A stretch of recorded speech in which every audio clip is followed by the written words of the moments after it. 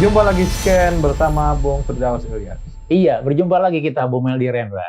P3 ya, asal-usul sebuah partai dari Nahdlatul Ulama, Masumi gitu ya, Perti, PSII segala macam. Itu partai-partai yang ada sebelum kemerdekaan Bung Firdaus ya. Berawal dari ya Serikat Islam lah awalnya ya. Dan dia berubah gitu ya dan bermetamorfosis secara politik. Di tahun 2024 bubar Bung Firdaus ya, tidak masuk dalam threshold dan tidak menjadi representasi resmi partai politik di parlemen. Ini sebenarnya sebuah kekecewaan ya, karena secara sosiologis kelompok Islam itu diwakili oleh P3 dari awal kemerdekaan gitu, tapi tiba-tiba para fungsionarisnya atau para aktivis-aktivis P3 tidak bisa menjaga itu sebuah partai yang baik. Tentunya kita melihat ya P3 tidak punya kemampuan adaptif terhadap perubahan-perubahan secara sosial. Kemudian P3 adalah sebuah partai yang selalu berkonflik terhadap dirinya secara internal berkonflik. Yang ketiga, P3 kemarin diprank oleh Jokowi memilih Ganjar. Jadi Ganjar dengan P3 itu secara akar rumput itu berbeda, Bung Firdaus, sehingga ini dihukum oleh akar rumput. Angka P3 the threshold tidak mencapai tipis-tipis, tapi tipis-tipis bikin nangis Bung Firdaus. Iya, Bu Meldi. Ini juga salah satu tragedi di dalam Pileg ya, Pemilu Legislatif 2024. Partai Persatuan Pembangunan yang dari awal sekali, dari zaman awal partai politik begitu ya, kemudian jadi P3 di Orde Baru gitu ya, dan sampai terakhir pasca reformasi gitu ya, selalu ada perwakilannya atau simbolnya di dalam Senayan atau di parlemen sana gitu ya. Maka pada tahun 2024 mengalami titik nadirnya Bu Meldi. P3 untuk pertama kali kemungkinan tidak akan mengisi kursi ruang di parlemen di Senayan sana. Walaupun sekali lagi untuk tingkat daerah masih ada begitu ya. Ya, jadi menurut saya ini merupakan titik kemunduran terjauh dalam Partai Persatuan Pembangunan yang salah satunya merupakan representasi dari Partai Orang Islam, Bu Meli. Nah, kalau memang dilihat dari sini sebenarnya ya apa ya, satu hal yang sangat disayangkan begitu ya, karena dari sisi banyak tantangan-tantangan gitu ya, kemudian dari dinamika partai politik misalnya, seharusnya kehadiran P3 itu semakin diterima oleh publik gitu ya. Karena apa? Karena paling tidak dia masih mewakili aspirasi mayoritas masyarakat Indonesia tanda kutip dari sisi elektoral atau kelompok masanya begitu. Tetapi dalam sisi perkembangan zaman, kemampuan adaptasi termasuk pilihan-pilihan politik, ini yang kita lihat misalnya kegagalan Ganjar Pranowo dan apa namanya Mahfud MD dalam Pilpres itu juga berimplikasi kepada P3. Suara P3 mengalami kedropan yang sangat jauh begitu ya. Tetapi kalau kita lihat apakah faktor ini saja, ya mungkin tidak hanya itu, banyak faktor-faktor lain menurut saya menjadi apa namanya yang menyebabkan P3 gagal dalam memenuhi threshold. Walaupun sekali lagi partai P3 sudah memasukkan dalam sengketa dalam perselisihan pileg yang mobil dia pada MK ya gitu Ya, ya. Artinya P3 juga akan mencoba berjuang pada titik terakhir gitu ya dalam sengketa hasil pileg di MK begitu. Saya tidak tahu apakah hasilnya cukup bisa mengangkat menjadi 4% karena butuh sekitar lebih dari hampir 200.000 suara tambahan begitu ya.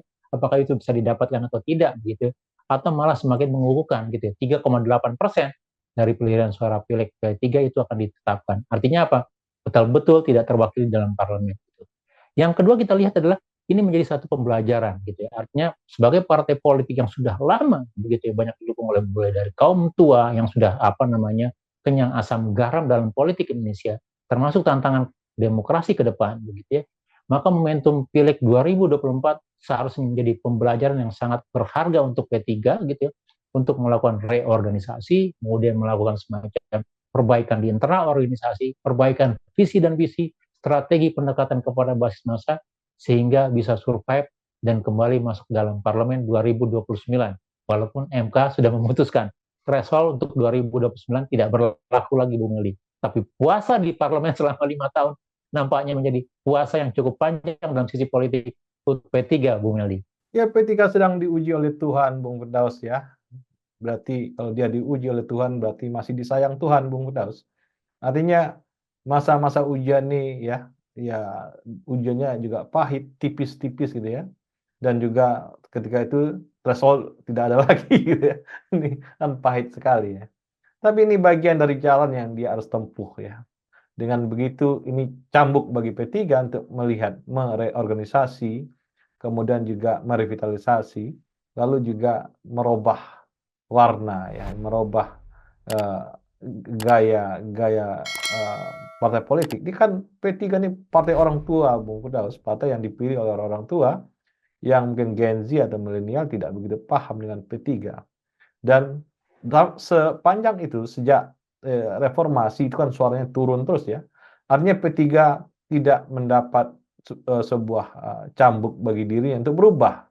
Nah, ketika cambuk threshold ini, kita berharap P3 berubah gitu ya untuk mengambil posisi. Reposisi P3 itu penting juga agar dia kembali ada di masyarakat ya, di masyarakat terutama dekade-dekade yang berbeda atau masyarakat yang makin muda gitu ya, dia bisa mengambil posisi-posisi itu sehingga dia nanti sebagai partai politik eksis lagi, Bung Firdaus. Iya betul, mau tidak mau agenda pembaharuan gitu ya, modernisasi partai politik P3 itu menjadi keharusan begitu. Dan saya pikir dengan adanya Sandiaga Uno di sana, begitu ya, dengan kemampuan manajemen melihat persoalan dan segala macam begitu ya, seharusnya bisa mengangkat artinya apa ya, dari sisi performa atau ketertarikan elektoral Partai Persatuan Pembangunan P3 begitu ya gitu.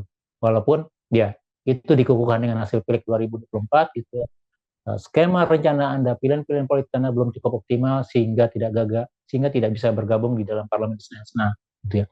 Tetapi kalau kita mau lihat sebagai sebuah contoh jalan misalnya, ya mungkin P3 bisa sedikit melihat apa yang dilakukan oleh PKB Muhaimin misalnya, begitu ya. PKB Muhaimin dengan walaupun dalam sisi Pilpres 2024 berada pada posisi pihak yang kalah, begitu ya, tapi mereka bertempur dalam ceruk yang sama, yang sesuai dengan gennya PKB, begitu. Sementara P3 tidak, dia tidak bertarung dalam marketing dalam gennya, dia bertarung dalam gen atau marketing bangsa pasar yang berbeda, sehingga itu yang membuat suaranya turun drastis, gitu ya. Kemudian yang kedua memang kita lihat misalnya dari sisi profesional atau ya keseriusan dalam mengelola partai politik ya, dalam sisi kampanye, kemudian juga program-program, kita tidak menemukan kebaruan, kita tidak menemukan terobosan-terobosan dalam partai P3 begitu. Jadi saya tidak menemukan apa sih yang menjadi pembeda P3 di dalam kampanye Pileg yang kemarin begitu. Beda sekali dengan misalnya PKB atau yang lain begitu ya.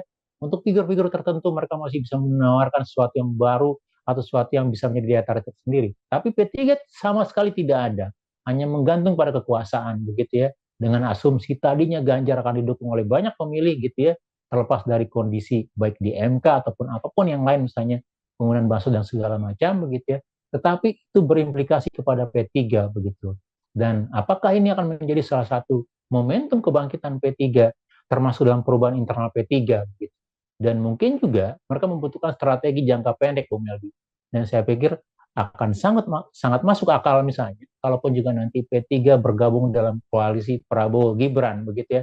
Paling tidak karena ketidakadanya wakil di dalam parlemen, tapi dalam sisi pemerintah misalnya mereka masih bisa bersuara begitu ya, mereka masih mendapatkan akses dan resource gitu ya, dan itu sebagai modal dasar dalam melakukan perbaikan internal, melakukan reorganisasi di partai politik, Bu Meldi. Jadi pilihan-pilihan P3 sebenarnya tidak banyak begitu ya. Dari pilihan-pilihan yang ada ini, dari keterbatasan opsi-opsi perbaikan ini harus bisa dioptimalkan dalam rangka memperbaiki, memperkuat basis partai, Bu Meldi.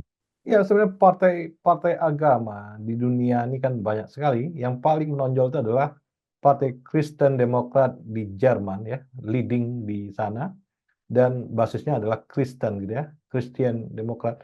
Nah, saya kira P3 banyak belajar dari partai-partai yang bercorak agama dan dia bisa kompatibel dengan demokrasi, dengan modernitas.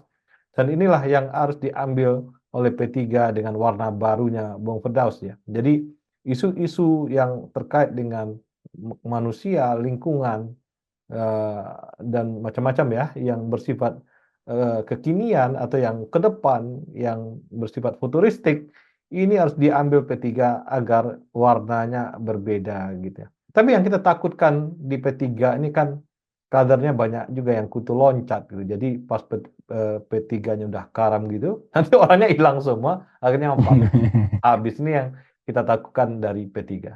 Iya, betul gitu. Jadi PR-PR ke depan termasuk dalam menentukan kira-kira siapa pengganti PLT, Bu Meldi. Jadi kalau PLT-nya ketua definitifnya belum ada begitu ya, maka dalam sisi apa namanya istilah dalam main bola itu ya low moral dengan spirit begitu ya. kehilangan penonton gitu, itu sangat berpengaruh begitu.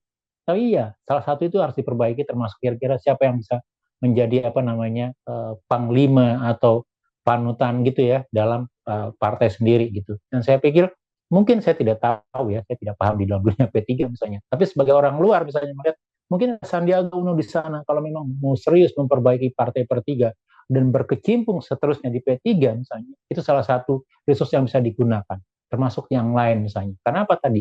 Ya, bagaimana melakukan adaptasi terhadap kebutuhan-kebutuhan kekinian, isu-isu yang lebih apa ya, lebih global begitu, tanpa melepaskan basis akarnya gitu. Akarnya ya berbasis agama misalnya, partai agama ya misalnya Islam begitu ya, tetapi dia harus memiliki kontekstual dengan situasi kekinian, demokratisasi, isu lingkungan, isu ke depan, inovasi teknologi, kebutuhan-kebutuhan generasi muda misalnya. Dan itu yang nampaknya masih sangat kurang di P3 begitu. Jadi memang pahit hasil Pileg 2024 begitu ya. Walaupun sekali lagi kita tunggu nanti hasil resmi pertengahan April nanti setelah selesai dari sidang MK begitu ya untuk sengketa Pileg apakah terjadi perubahan atau tidak. Tapi apapun yang terjadi nanti misalnya, ini menjadi salah satu momentum yang baik untuk P3 melakukan reorganisasi. Termasuk untuk partai-partai kecil yang lainnya, non-parlemen ya, seperti Perindo gitu ya, ataupun juga PSI begitu ya. Partai-partai menurut saya memiliki segmentasi berbeda dari yang sudah ada saat ini begitu. Jadi kalau harus dikelola lebih baik, artinya menjadi opsi-opsi atau pilihan publik dalam keberagaman Indonesia untuk demokrasi yang lebih maju, Bu Meldi. Ya, terima kasih Bung Firdaus. Iya, sama-sama Bu Meldi. Tetap semangat. Salam Indonesia bersih. Salam Indonesia bersih.